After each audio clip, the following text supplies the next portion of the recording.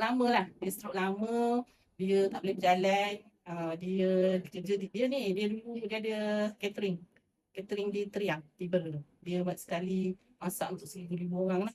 Dia memang masa itu memang kerja kuat yang orang kata kan.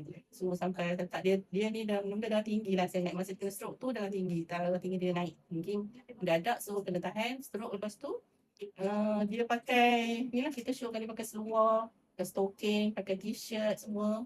Dulu dia pakai bra semualah, satu dari atas sampai ke bawah lah. Dulu dia memang dia nak bolehkan pulih dia berjalan tu pun ambil masa. Dah berapa bulan kat situ dia pergi urut apa semua kan. Tak setahun juga lah dia boleh duduk berjalan slow-slow gitu. Solat tu tak atas kursi. Alhamdulillah pakai ni semua ni yang ada orang punya series ni, dia boleh solat duduk ke bawah. Dia boleh sujud. Dia suka sangat. Dia pakai Fazil je. Fazil je. tokat lah, sekarang tak ada. Dia confident jalan sini. Walaupun slow tapi dia confident. Sebab dia rasa kuat. Rasa ringan badan. Sila like, share dan komenkan video ni. Dan jangan lupa savekan video ni. Sila follow dengan CY.